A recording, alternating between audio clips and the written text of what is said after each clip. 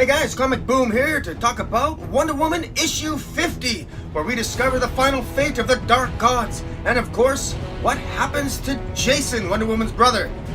Let's check it out.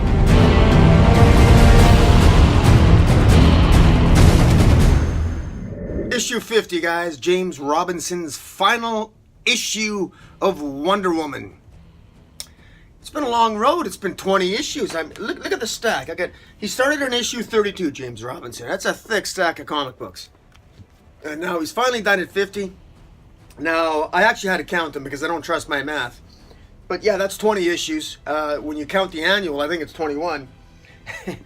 It's been a long run. It's got some ups and downs. It's been a largely decompressed tale, somewhat.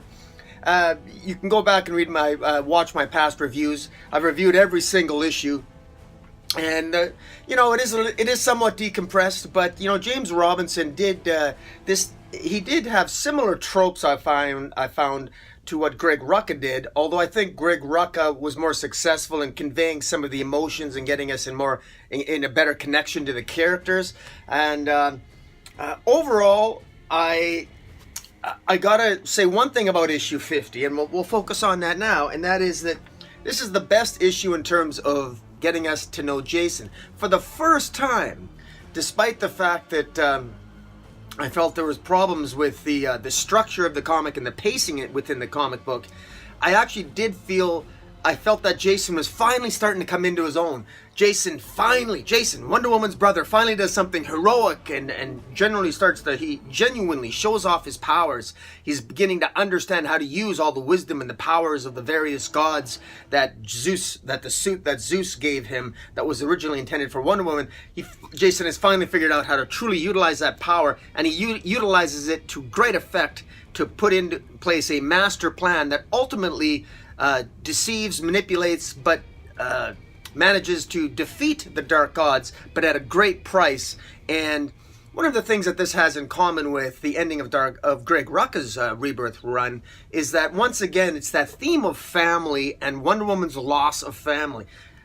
Greg Rucka's Rebirth run ended with Wonder Woman discovering the truth. It was a process of discovery followed by a tragedy. Wonder Woman discovers the truth about her past, discovers the truth that Themyscira is actually lost, and that she'll never have a connection. She'll never be able to go back to Themyscira, and then that's the great tragedy. She's cut off from her former Amazons, and here it ends, of course, with Jason.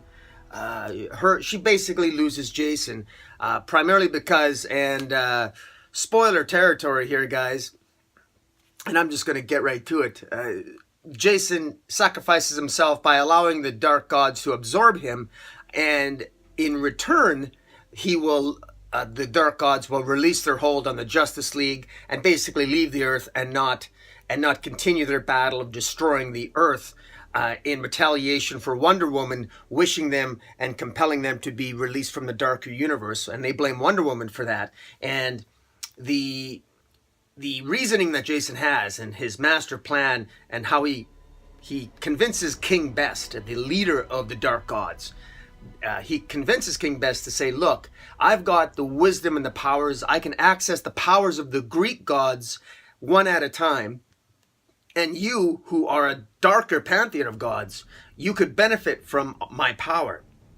So absorb me, and eventually, through our combined mythologies, we will ultimately find a way to take you back home again. We'll find a way so that you dark gods, you King Best and your darker gods, I will help you find your way home again. Of course, the sacrifice that Jason makes in doing that means that he's got to remain absorbed by the Dark Gods, absorbed by King Best in his sort of other realm. And it's almost like a living death, unfortunately, and it's very tragic. And of course, that means that Wonder Woman is going to be cut off from Jason. She's lost her brother. So in a sense, Wonder Woman has lost Themyscira insofar as she can never access it. She's lost her mother in a sense that she can never really visit her mother, and now she's essentially lost Jason. Now, this is I think oddly enough, I've been very critical of James Robinson's run, but I do think that this is probably I predicted this. Lots of people predicted it, that Jason wasn't going to be long.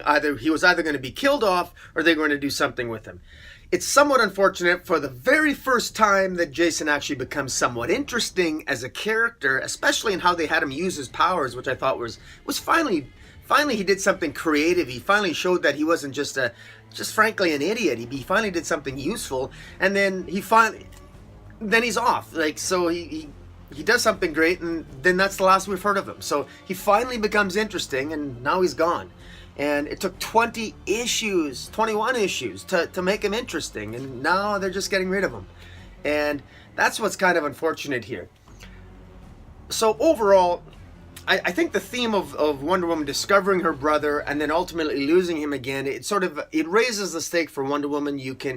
I could feel a little bit of Wonder Woman's emotion in this comic. Diana was genuinely sad, because here she's finally just got to know her brother and only to lose him. Now, the way that the story was structured by James Robinson, I thought could have been a little better. He used a technique in telling this story in issue 50 that did not work in a couple of previous issues, where Wonder Woman, he used the very same storytelling technique that didn't work in the past, but he had a previous issue where it starts off with a Wonder Woman talking to Steve Trevor, telling Steve Trevor how her day went, and then the whole issue was flashbacks with just Wonder Woman talking to Steve Trevor telling her boyfriend what she did. And then the whole issue consisted of flashbacks. And that's what this is. It's the same narrative technique. And I just felt it was unnecessary. And it really detracted from the story, because right away, the fact that the story starts off with a Wonder Woman telling Steve what happened, you knew that she survived. You knew that there was nothing at stake for Wonder Woman. And it lost something. It should have picked up immediately from last issue. There was no reason to have her talking to Steve Trevor, none whatsoever. It was just I thought it was kind of lazy storytelling. It was just Wonder Woman sort of like, it was a way for Wonder Woman to basically cheat and tell Steve Trevor what was happening, as opposed to letting the amazing art in here show off what was happening. You don't need to bombard us with so much narration. It was fairly obvious, I think, in many ways. The art here is so fantastic that, let your artist tell the story in many ways. And again, high compliments to the art. I mean, I got to give a shout out here. Also, I got to give a shout out to the artists first. Once again, the artists Steven Segovia, Jesus Marino, Andy Owens, Emanuela Lapacino, and Ray McCarthy were the artists. Romulo Fajardo Jr. and Chris Santamaria on colors, and Seda Temafonte on letters. Fantastic job, guys. And just Jenny Frison on a variant cover again. Just a really good job. I also want to give a shout out to DC on they used a different paper stock. Now, this is not something you always see, but they use a different type of paper for this issue, and you can't appreciate it. If you're getting this digitally, you're not going to be able to see the difference. But I really like the paper quality stock on this. Let me know what you guys think down below. But I really think that the colors pop off the page even more, and I think that they use a different paper quality as opposed to the shinier paper in the previous 19-20 issues, and I found that they've used the same paper stock in Man of Steel and in a lot of the other titles for DC, and I think it's just another thing that puts this a step above the quality of their comic quality over Marvel Comics. Marvel Comics continue to use not a particularly great.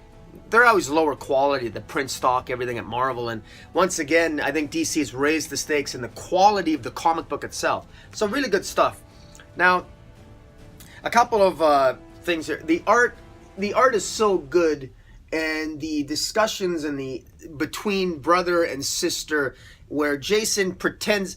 Last issue ended with Jason pretending you thought he was a bad guy again, and I thought that was kind of crazy, and I wasn't sure if he was serious or not. If he was, I thought maybe that's how it was going to end. He was always going to be a bad guy with the darker gods now, but apparently that was all a ruse.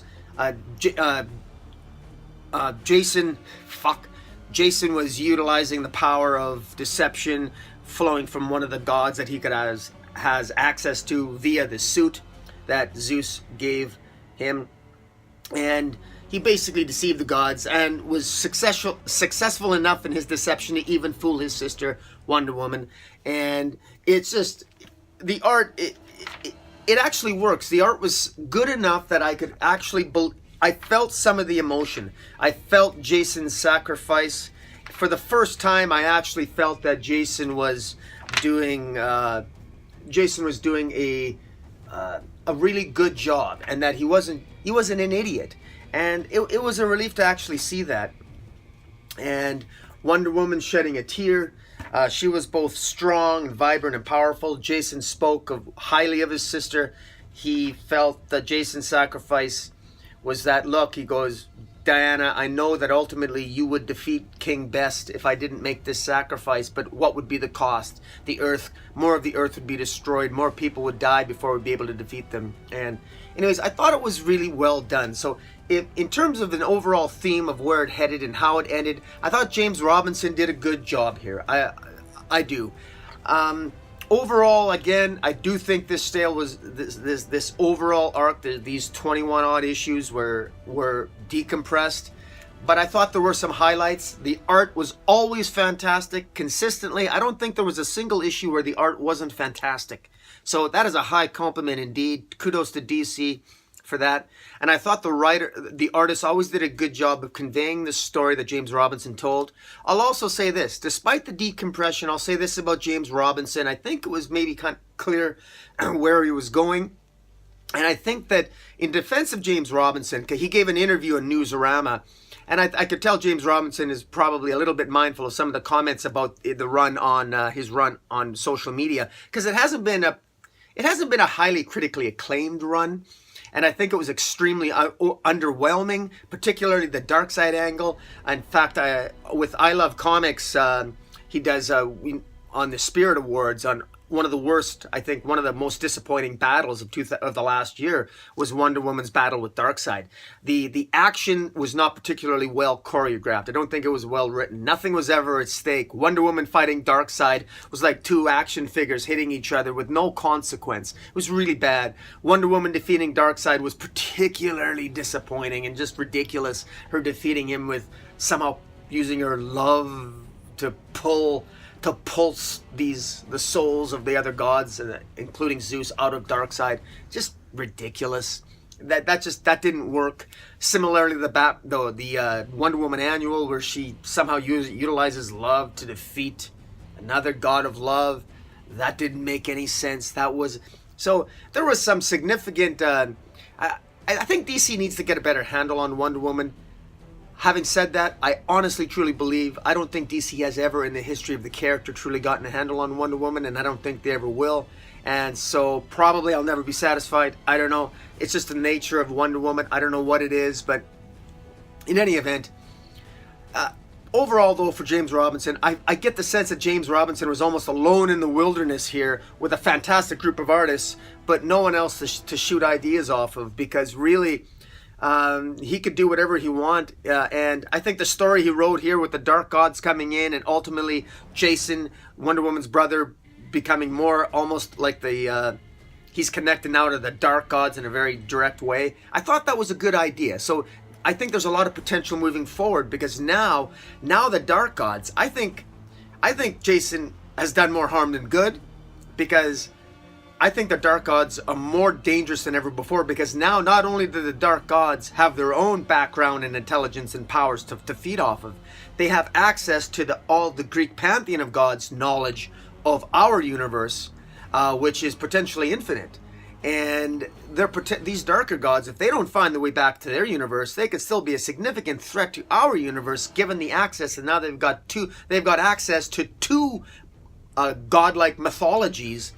And so that the potential danger that is now unleashed on the universe because of what Jason has done and Wonder Woman agreeing with that sacrifice is even greater. So I think that for future storylines, there's a lot of potential there. So I like that angle of it.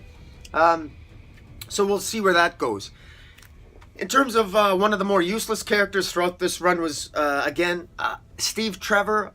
Although we did get to meet the Oddfellows a little bit, we never really got to meet them. We had lots of time here to meet all these other characters. That's lots of issues. With 20 issues, we should know more about the Oddfellows.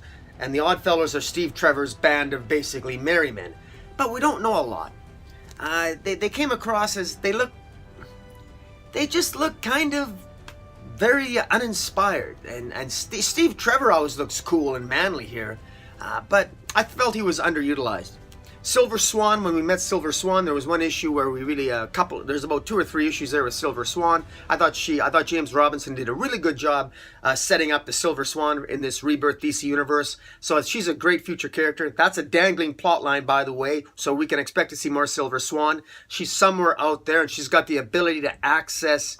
Not only is she super strong and powerful with her normal set of powers and the Silver Swan set of powers, but she's also can access computers anywhere around the world and acquire whatever information she needs. So that's an interesting take on Silver Swan.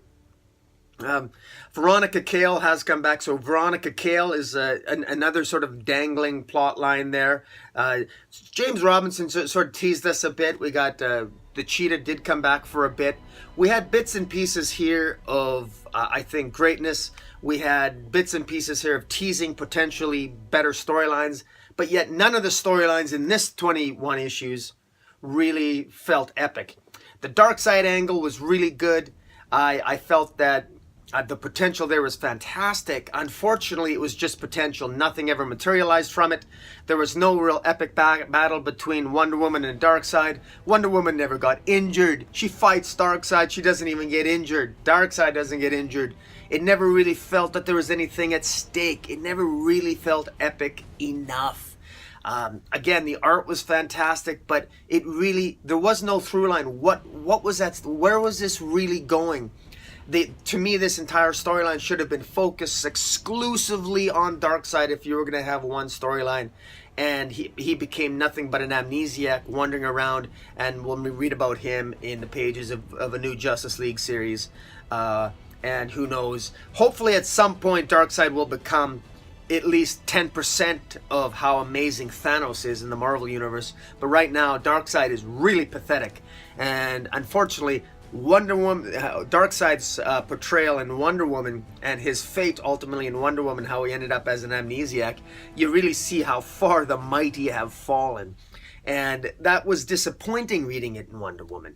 And to me, it brought down the character and it disappointed the comic. And I know at least 3 or 4 people who I know who stopped collecting Wonder Woman out of disappointment with that epic. Because it was an epic letdown in terms of how that Darkseid storyline was resolved.